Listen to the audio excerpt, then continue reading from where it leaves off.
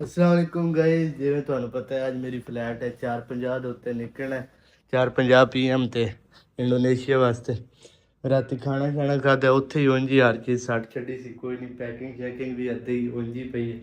ਸਹੀ ਹੈ। ਹੁਣ ਉੱਥੇ ਮਾਹੌਲ ਵੇਖਦੇ ਕੀ ਹਿਸਾਬ ਕਿਤਾਬ ਹੈ ਤੇ ਪੈਕਿੰਗ ਡਨ ਕਰਨੀ ਹੈ। ਉਸ ਤੋਂ ਇਲਾਵਾ ਜਿਹੜੇ ਕੱਪੜੇ ਪਾਣੇ ਨੇ ਉਹ ਵੀ ਹਾਲੇ ਤੱਕ ਉਹਨਾਂ ਨੂੰ ਪ੍ਰੈਸ ਵਗੈਰਾ ਨਹੀਂ ਕੀਤਾ ਹੈ, ਪ੍ਰੈਸ ਕਰਦੇ ਹਾਂ। ਉਸ ਤੋਂ ਬਾਅਦ ਜਿਹੜਾ ਬਾਕੀ ਨਿਜ਼ਾਮ ਹੈ ਸ਼ਾਵਰ ਲੈਣ ਤੋਂ ਬਾਅਦ ਅਗਲੇ ਜਿਹੜਾ ਹਿਸਾਬ ਕਿਤਾਬ ਹੈ ਏਅਰਪੋਰਟ ਨੂੰ ਨਿਕਲਣਾ ਸਾਰਾ ਵਲੌਗ ਦੇ ਵਿੱਚ ਕਵਰ ਕਰਾਂਗੇ, ਤੁਹਾਨੂੰ ਵੀ ਵਿਖਾਵਾਂਗੇ। ਤੇ ਭਾਈ ਨਾਲ ਜੁੜੇ ਰਹੋ।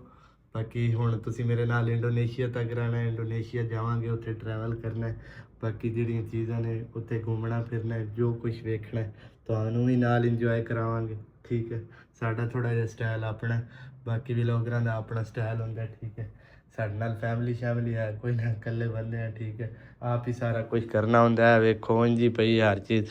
ਉਹ ਖਾਣਾ ਖਾਦਾ ਸੀ ਉਹ ਵੀ ਉੱਥੇ ਹੀ ਪਈ ਹਾਲੇ ਤੱਕ ਹਰ ਚੀਜ਼। ਵੇਖੋ ਹਰ ਚੀਜ਼ ਉੱਥੇ ਹੀ ਪਈ ਹੈ ਖਿਲਰੀ। ਇਹਨੂੰ ਹਰ ਚੀਜ਼ ਨੂੰ ਵਾਈਂਡ ਅਪ ਕਰਨਾ। ਉਸ ਤੋਂ ਬਾਅਦ ਬਾਕੀ ਅਗਲਾ ਕੰਮ ਇਹ ਮੈਂ ਵਾਈਂਡ ਅਪ ਕਰ ਲਵਾਂ, ਫਿਰ ਅੱਗੇ ਵਿਖਾਣਾ ਤੁਹਾਨੂੰ। ਗਾਇਜ਼ ਪੈਕਿੰਗ ਚੈੱਕ ਕਰੋ ਮੇਰੀ, ਇਹ ਚੈੱਕ ਕਰੋ ਪੈਕਿੰਗ ਕੀਤੀ ਹੈ। ਠੀਕ ਹੈ। ਇੱਥੇ ਜਿਹੜੀਆਂ ਚੀਜ਼ਾਂ ਜਿਹੜੀਆਂ ਮੋਟੀਆਂ ਇਸਤੇਮਾਲ ਦੀਆਂ ਚੀਜ਼ਾਂ ਨੇ ਉਹ ਅਲੱਗ ਪਈਆਂ ਨੇ। ਉਸ ਸਾਈਡ 'ਤੇ ਸ਼ਰਟਾਂ ਪਈਆਂ ਨੇ। ਇਹ ਵੇਖੋ ਇਹ ਸਮਾਨ ਜਿਹੜਾ ਦਸਤੀ ਯੂਜ਼ ਵਾਸਤੇ ਹੁੰਦਾ ਉਹ ਇੱਥੇ ਰੱਖੇ। ਸ਼ੂਜ਼ ਵਿੱਚ ਪਾਏ ਨੇ। ਪਤਾ ਨਹੀਂ ਕਿਵੇਂ ਕਰਕੇ ਪੈਕਿੰਗ ਕਰੀ ਦੀ ਪਰ ਮੈਂ ਤਾਂ ਇਹ ਕਰਕੇ ਕੀਤੀ। ਠੀਕ ਹੈ। ਤੇ ਇਸ ਤੋਂ ਇਲਾਵਾ ਇਹਨੂੰ ਬੈਗ ਨੂੰ ਬੰਦ ਕਰਨਾ। ਹਾਲੇ ਤੱਕ ਕੁਛ ਚੀਜ਼ਾਂ ਹੋਰ ਨੇ ਉਹ ਜਿਹੜੀਆਂ ਵਿੱਚ ਪਾਉਣ ਵਾਲੀਆਂ ਨੇ। ਉਹ ਸ਼ਾਵਰ ਲੈਣ ਤੋਂ ਬਾਅਦ ਜਿਹੜਾ ਰੈਡੀ ਹੋ ਕੇ ਜਿਲੇ ਬੰਦ ਕਰਾਂਗੇ ਵਿੱਚ ਪਾਵਾਂਗੇ। ਤੇ ਬਾਕੀ ਖੀਰ ਪਈ ਸੀ ਯਾਰ, ਖੀਰ ਕੋਈ ਨਹੀਂ ਸੀ ਖਾਧੀ ਹੈ ਰਾਤ ਨੂੰ, ਉਹ ਖਾਣੇ ਚੈੱਕ ਕਰਨੇ ਕਿਵੇਂ ਦਾ ਟੇਸਟ ਹੈ ਇਹਦਾ। ਠੀਕ ਹੈ। ਤੇ ਬਾਕੀ ਮਿਲਦੇ ਆ ਫਿਰ। ਭਾਈ ਬਾਕੀ ਸਾਰਾ ਕੰਮ ਤੇ ਕਲੀਅਰ ਹੋ ਗਿਆ। ਠੀਕ ਹੈ। ਇਸਤਰੀ ਕਰਨ ਵਾਲੇ ਰਹਿੰਦੇ ਸੀ ਕੱਪੜੇ, ਇਹ ਕਰਕੇ ਉਸ ਤੋਂ ਬਾਅਦ ਸ਼ਾਵਰ ਲੈਣਾ। ਸ਼ਾਵਰ ਲੈ ਕੇ ਬਸ ਰੂਮ ਦਾ ਚੈੱਕਆਊਟ ਦਾ ਟਾਈਮ ਹੋ ਗਿਆ, ਚੈੱਕਆਊਟ ਕਰਨਾ ਤੇ ਬਸ ਏਅਰਪੋਰਟ ਨੂੰ ਨਿਕਲਣਾ। ਦੋਸਤ ਵੀ ਆਉਣ ਵਾਲੇ ਨੇ ਸਾਰੇ। ਸਹੀ ਹੈ।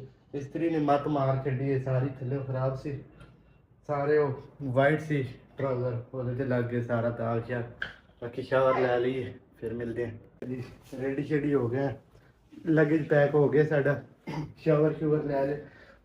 होटल चैकआउट का टाइम हो गया, बंदा अंदर आ गया, वो चैकआउट किया। यह साडा बैग है तो तुर चलिया मलेशिया में। बाय बाय कहन लगे फिलहाल वास्ते। तो फिर मिलते हैं अल्लाह खैर करे वापसी। हुण फिलहाल तो इंडोनेशिया चले तो नाल ही जुड़े रहो। बाकी भी लोग थैंक यू। मिलने मलेशिया सी आप मैं एयरपोर्ट जा रहा। बाकी वेने आगा तुम दिखाने चल कैसी हूँ इतों जाना उधर हमजा भाई है। ठीक है। बाकी जड़ा सिस्टम है अगे तुम दिखाने। होटल चेकआउट किया हूँ निकलने लगे। भैन दी थी बैगा ना लगा भाई बहन लगे हूँ चले आगे एयरपोर्ट से। भाई और भी नाल चले।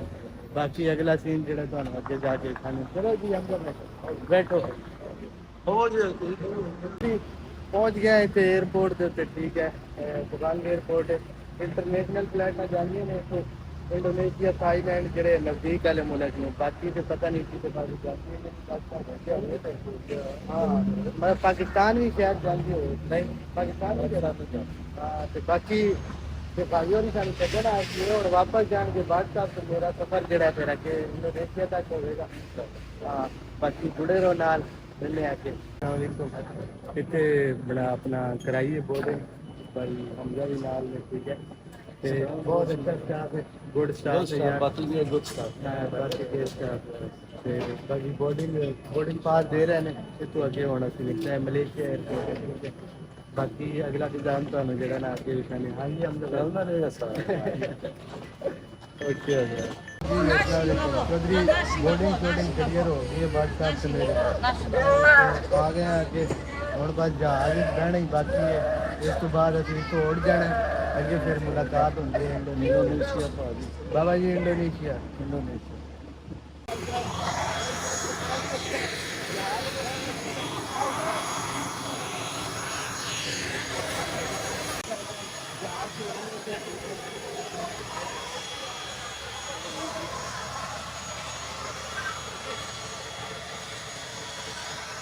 बहुत ਇੱਕ ਸਟਾਫ ਜਦੋਂ ਜਹਾਜ਼ ਦੇ ਵਿੱਚ ਆ ਗਿਆ ਨਿਜ਼ਾਮ ਤੁਹਾਡੇ ਸਾਹਮਣੇ ਹੀ ਹੈ ਸਾਰਾ।